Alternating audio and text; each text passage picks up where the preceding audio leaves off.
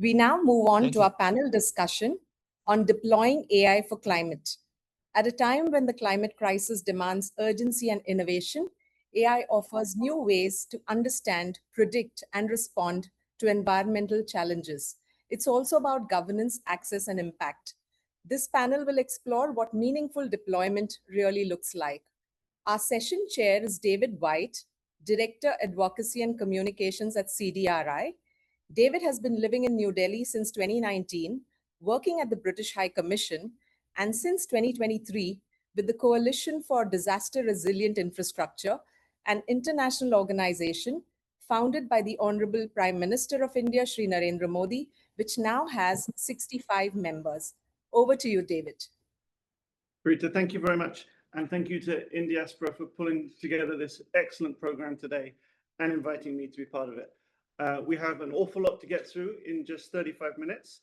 I have an excellent panel. I'm joined by Ranjan, Shalu, and Mohit. The organizers have kindly agreed to put their full biographies in the chat so we can save time and move straight on with our discussion.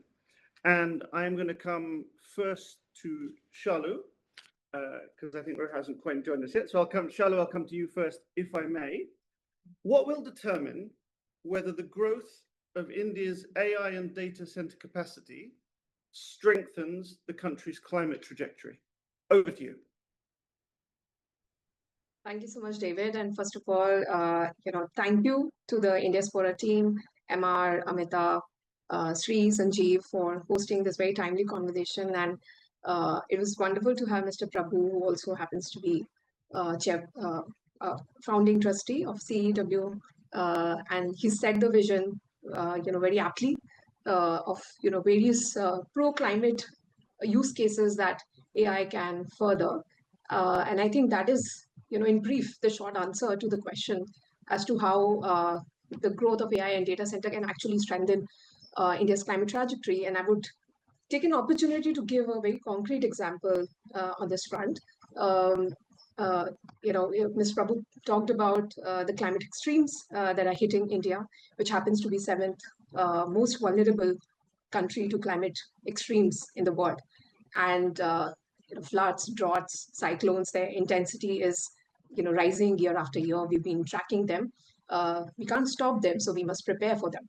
And here, at CW, we built an agentic climate data platform that makes climate information accessible to anyone and everyone.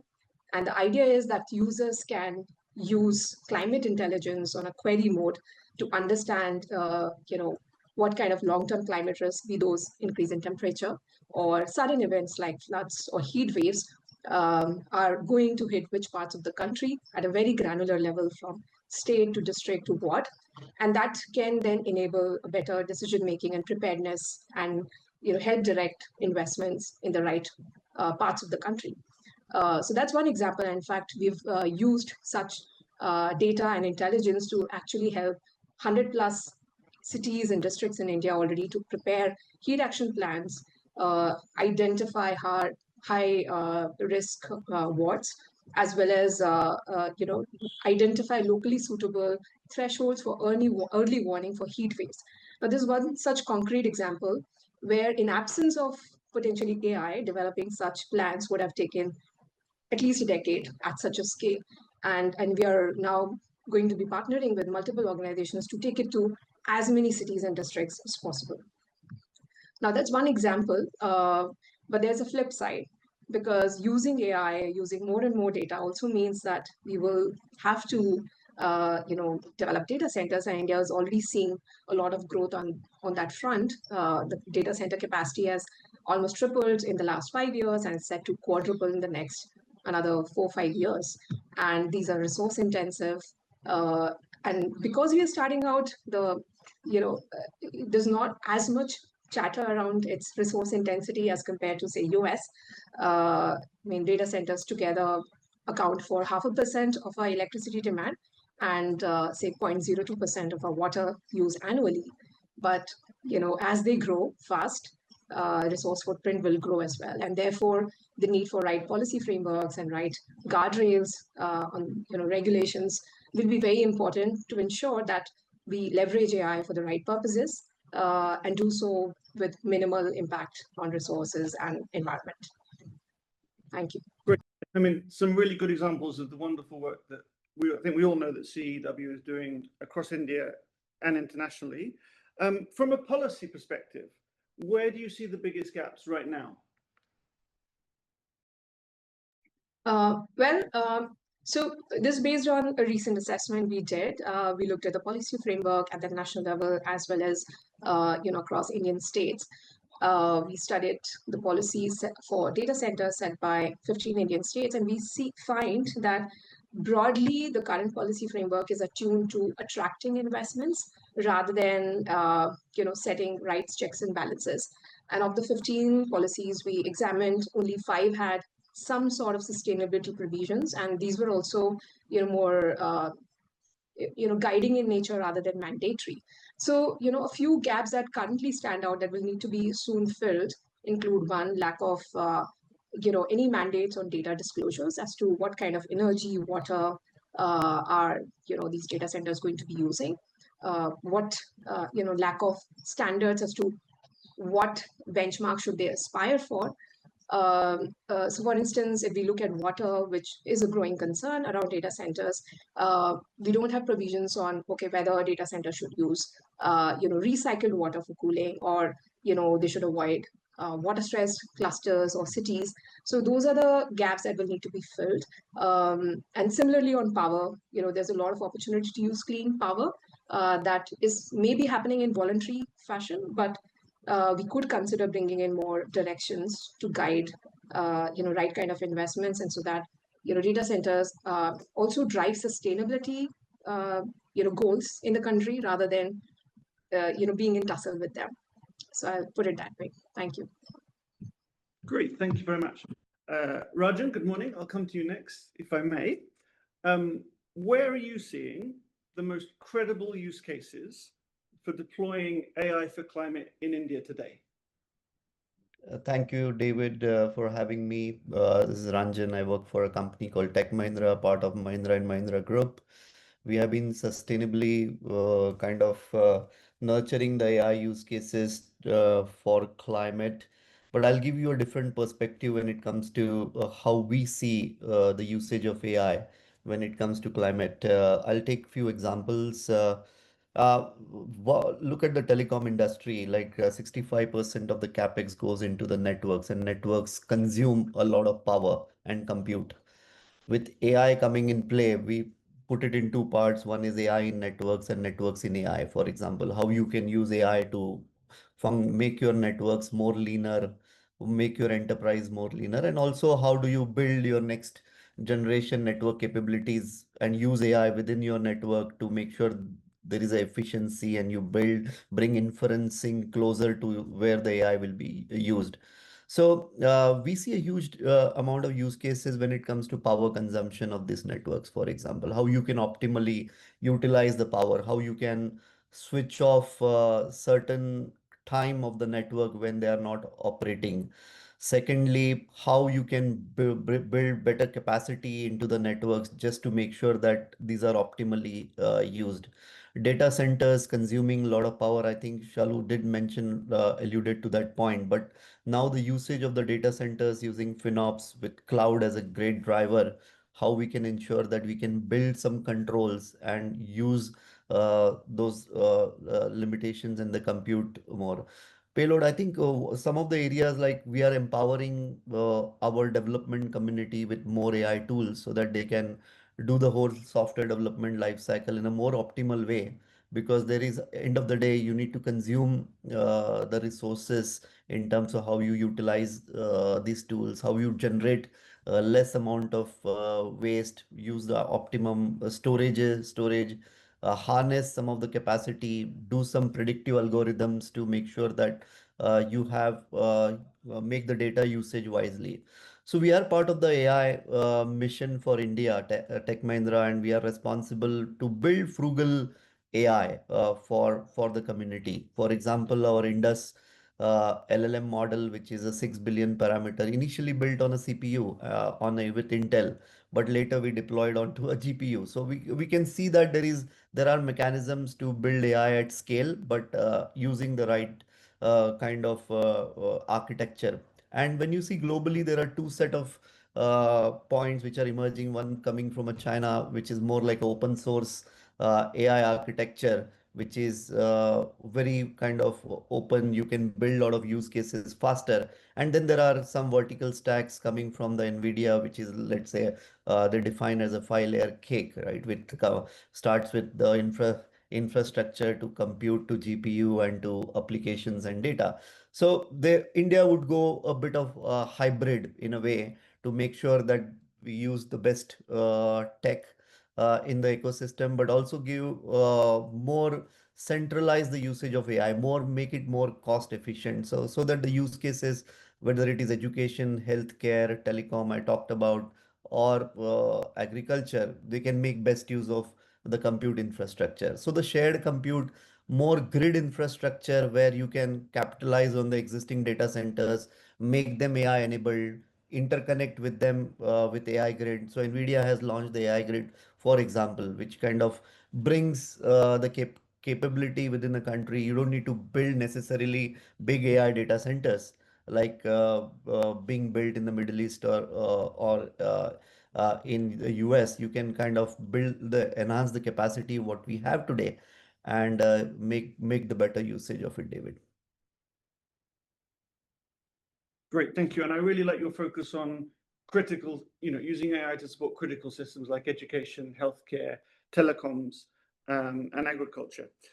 Just to come back one more time, what do you see as the most important system level enablers which is needed across India to make AI useful for climate at scale? Yeah, so I've talked about the 5-layered cake. I think each of these are equally important from a system point of view. Like I'll take few examples. Let's say from enablement of AI, we need training at scale. We need innovation centers which can bring the foundations and multimodals tailored to Indian needs, right? So we don't want to replicate what has been done again, so that there is a common set of principles, common architecture. Secondly, the data sets. Very important point is when you want to scale AI across different walks of life, especially in the community, then you want to use a right model for your data sets, which is more about how we improve the data quality, how you can use some of the guardrails around data. So that has to be thought through from day one, because the sensitivity of the data, which is where the AI adoption will not scale for the right areas. And then support more on the priority area structures. Many a times the corporates may not necessarily focus on agriculture, education. If you see, AI benefits are more in the tech sector. The tech sectors are enjoying building more productivity, but when it comes to other sectors, they are lagging. So we need more focus, more investments around that, so that not just from the climate point of view, but then there is a whole productivity angle we can bring. And second, last but not least, is the kind of talent pool, right? The skilling and AI labs to bring future skills. Skills is a big challenge. I think when we sitting in a software industry, we tend to see that we end up spending almost a year more in training the new joinees onto newer skills, because the infrastructure is lacking. If you go to any of the apart from the IITs and the regional colleges and some of the private schools, most of the tech schools, they lack the AI infrastructure. They may not have a GPU lab to train on skills like CUDA to make sure that they can optimize some of the use cases. So there is a level of enablement which is required in the system to make sure that we can scale, and not just at application level, which is predominantly we see the high skill growth, but also at every layer, including infrastructure, GPU as layers as well. Great, thank you very much. Mohit, I'll come to you now, if I may. After the hugely successful AI summit in New Delhi recently, lots of discussions on data centers being developed in India. Do you see India becoming a leader of adoption in AI first? And then also, do you see India housing big AI data centers going forwards? Over to you. Thanks, David, and thanks, Amita and Mr. Ramaswamy at Indiaspora for having me here. And happy to connect with Shalu and Ranjan also on this call once again. Yes, the AI Summit was in many ways a kind of a path-breaking event, which led to a lot of things being discussed and multiple sets of commitments, and from practically all the large AI agencies across the world. So, and as probably Ranjan mentioned, I see no reason why India, with the kind of demography we have, with the kind of market we have, cannot be the leader. And the focus of the government also has been to ensure that a lot of use cases for AI, and which have been covered by Ranjan and Shalu as well, are ultimately used more and more for creating a DPI, the digital public infrastructure, so that it actually benefits all. And it should be across the board. So whether it's for fintech or education, I could actually talk a lot about how it's also being already deployed in the power sector. That's my background, so I know a little bit of that. But I have seen that in many cases, the use of AI, and it has kind of seeped in, very organically. You never realize that now you're actually using AI machine behind whatever is happening. So yes, India definitely can be a leader. And more importantly, the focus of the government is also to create the data centers to operate these AIs. And we've had multiple announcements over the last couple of months, and many of these are all in gigawatt scale. So what we are seeing today is that the deployment of AI, ensuring that the data stays in the country and is used.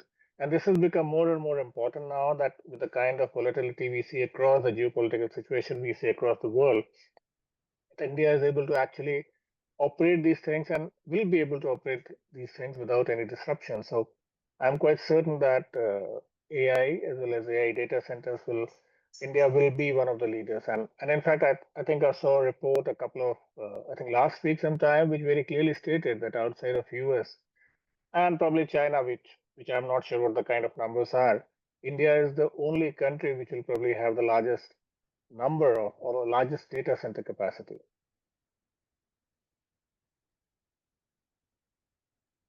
That's great. Thank you very much. You mentioned your expertise in the power sector, and I know that AI is increasingly being used in different ways.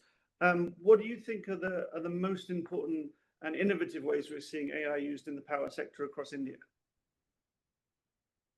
Maybe a couple of things, and I think probably I'll also like to add how India is uniquely positioned. And this is not necessarily the use of power sector. And this was a discussion I also heard yesterday in the other session, where there's a lot of discussion about how whether it's positive for the planet and so on and so forth. You see, India is uniquely positioned. I mean, if you compare to US, for example, and there was a chart in one of the sessions I remember that the transmission connectivity in US is almost like 10 years, which is kind of unheard of in India. So India that way actually provides a very good opportunity. And India also provides a very good opportunity because India is endowed with excellent renewable resources. And coupled with the battery prices, India could actually be the leader in green data centers. So the sustainability question of powering AI data centers, which are guzzlers, as we all discussed earlier, are guzzlers. So it becomes much easier. So we are actually taking out one of the most important challenges in terms of how to run the AI data centers, which is to convert it fully to green. And there have been multiple set of auctions conducted by various agencies in the country, and we see in fact, in India, the cost of running data center is probably the most economical if you use round the clock renewable power. Because as compared to any other fossil source, and I'm sometimes surprised that many US and other countries talk of gas as green, which obviously we do not consider. So green is green. I mean, when you're actually not using any of the fossil fuels. So for me, green means using solar and wind or hydro backed up by the long duration storage, which can actually power a data center. So now when we do these kind of configurations, and this is where I'll try to link it to the use of AI, a simple thermal power plant, for example, is relatively easier to dispatch. I'm not saying very easy, it's relatively easier to dispatch because India has become a large grid. So there are many changes, ups and downs. You need to increase your capacity, you need to decrease your capacity. With renewable power, it becomes all the more complicated because you're actually managing three sources in many cases, or at least two.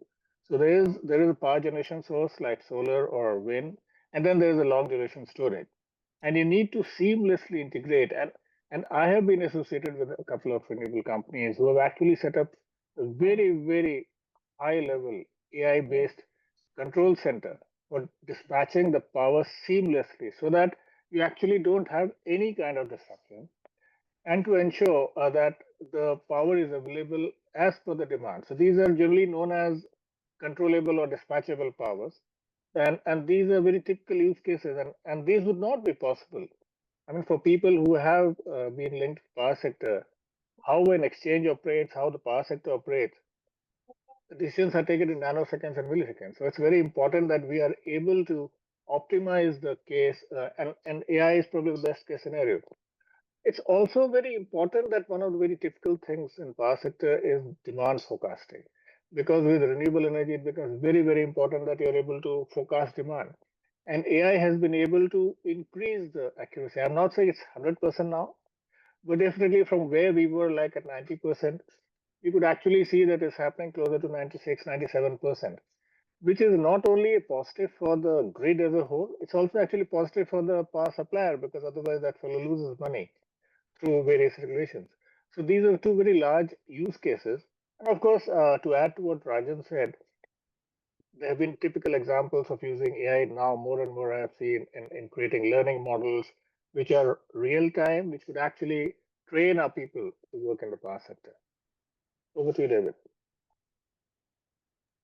Great, thank you very much. Everyone has kept remarkably to time, so thank you very much, because it gives us an opportunity to take a question from the audience.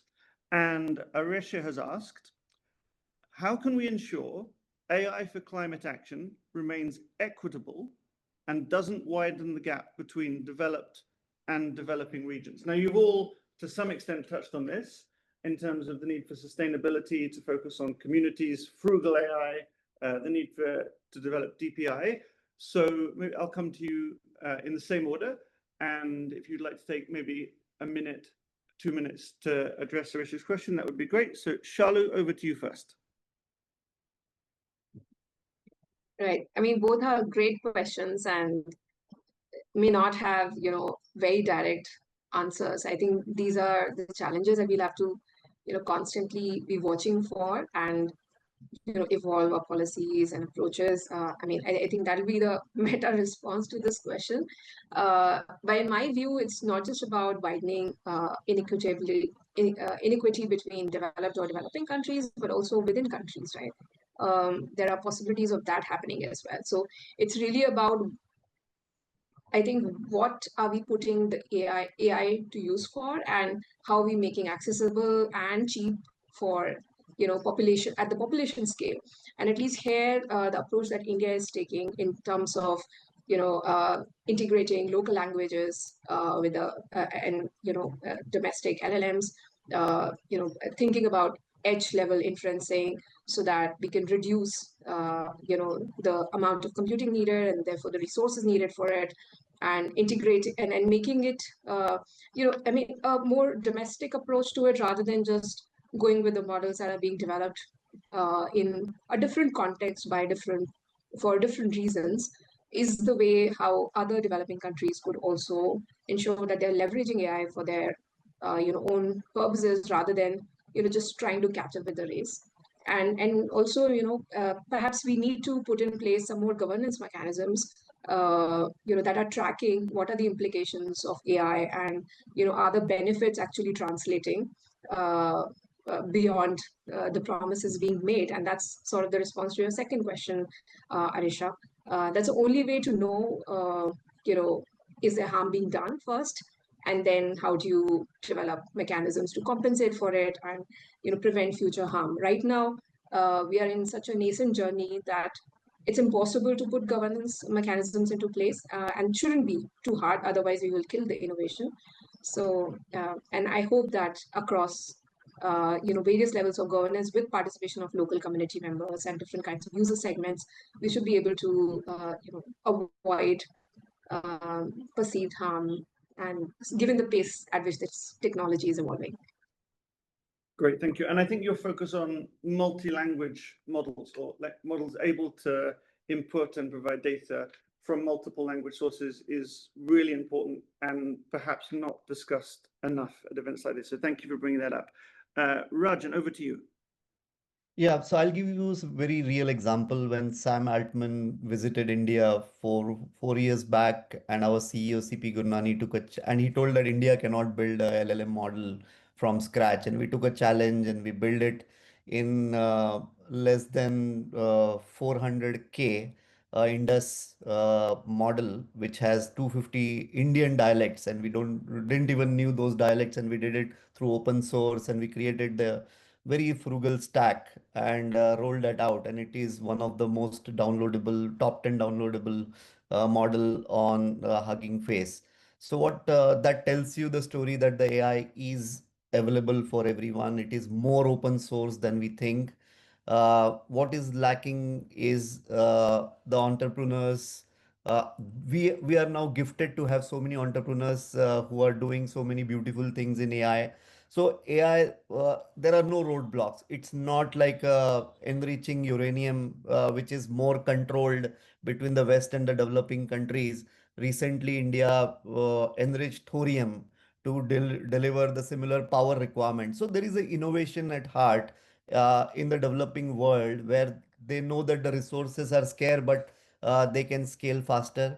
Secondly, we are always pressed against time. While the AI has evolved in the last 10 years, so developing countries would have very less time to scale. But then there is a lot of work which is now accessible. The beauty of AI is it is equitable, which is brilliant. It is more about now how do you contextualize it for your own usage in your own country? How do you use it more? Use the learnings from the West as well as China, right? That's the beauty. You don't need to repeat the same mistakes. Make it more have a robust governance from day one. Use sustainability at the heart of planning a power. Use very well defined KPIs.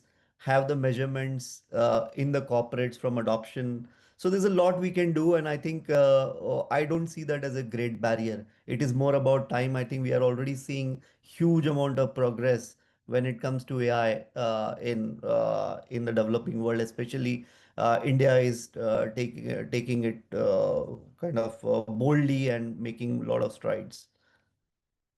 Great, thank you. That's a really good example. If Mr. Altman thinks there's things India can't do, then he probably needs to spend more time here.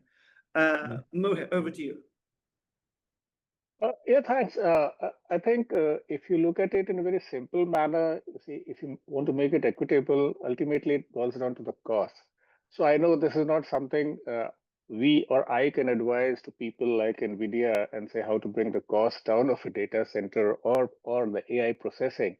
But the fact remains, today in India, for example, the government has focused it on DPI, and which is important.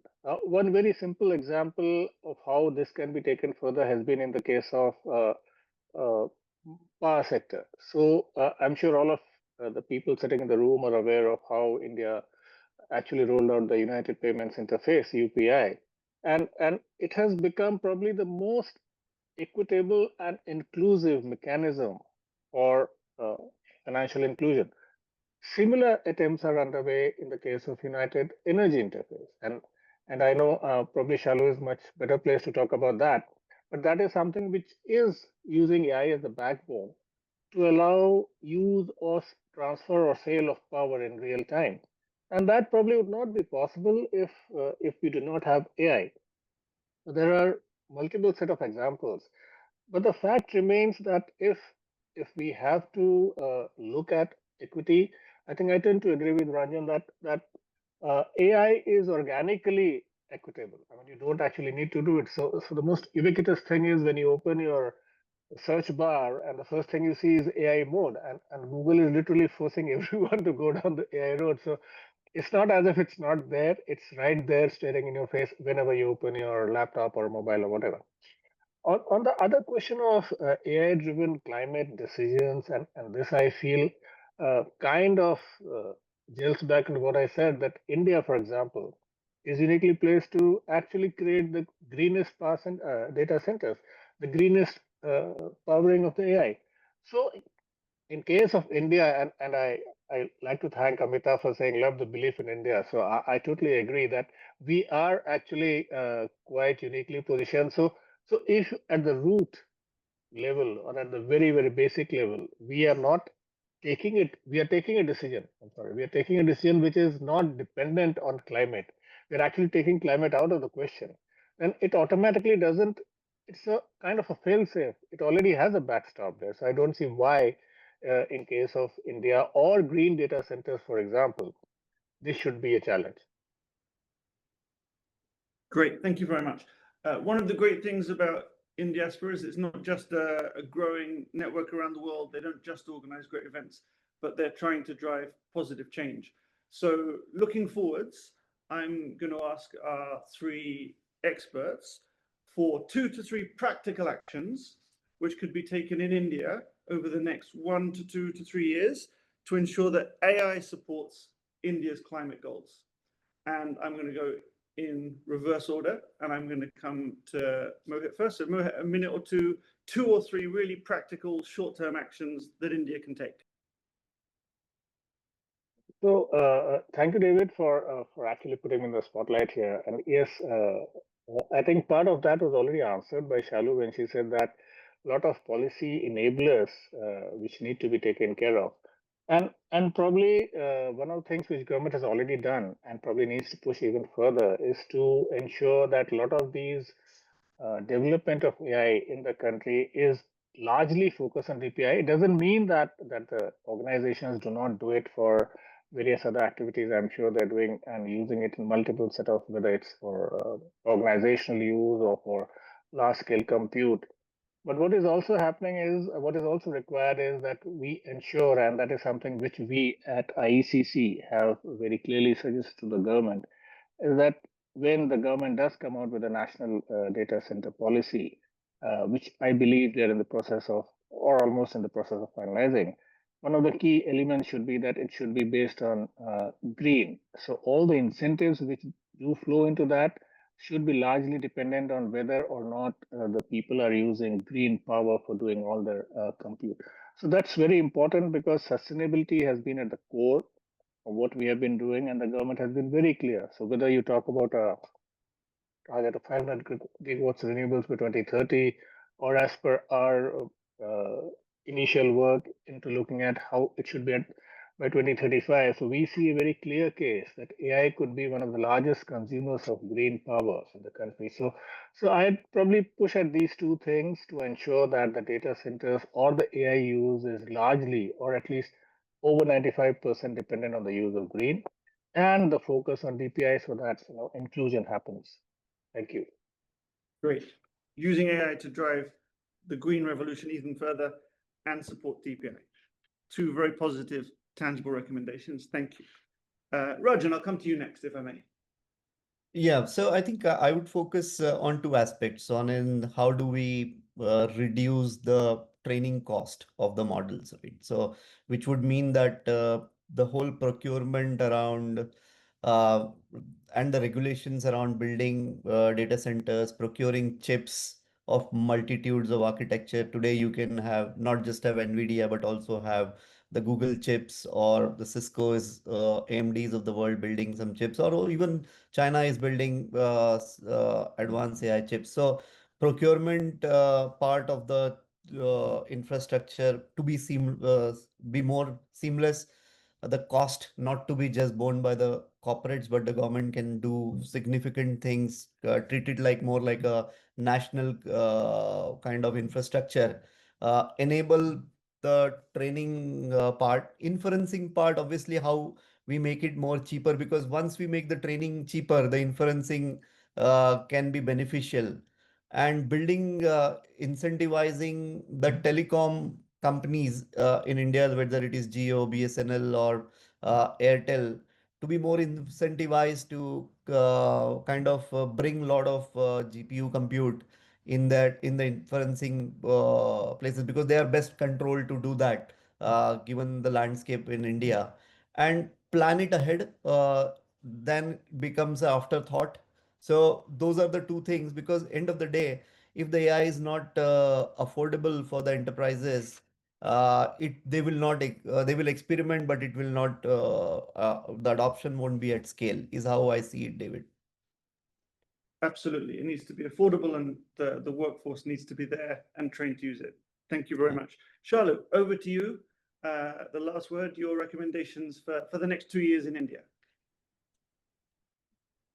Yeah, I would focus on three specific actions. One, that the policy that Mohit referred to on data centers in India. I think it should have clear provisions for transparency, disclosures of what resources are being used, and then accordingly thresholds that will guide them towards lower water footprints and clean energy use.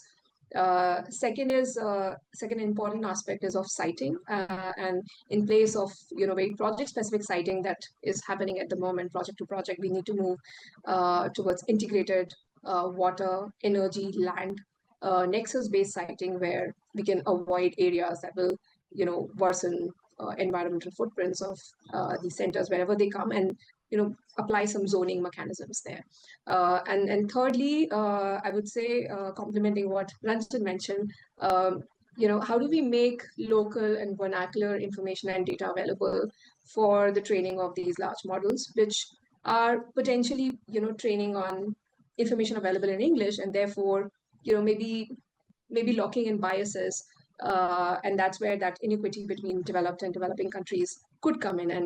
And then to correct for that, developing countries need to make available their local data and information and stories and experiences available in languages that other models can train, so that they reflect our realities as well. So I'll pause there. Thank you. Absolutely. Thank you very much. For AI to work here, it has to work for India. I'd just like to, we will wrap up here. We've run out of time. We've covered an awful lot in 35 minutes. I'd like to thank my excellent panel, Ranjan, Shalu, and Mohit. I'd like to thank the Indiaspora team again for pulling this all together. And I will hand back to them, and best of luck for an excellent rest of the day. Thank you.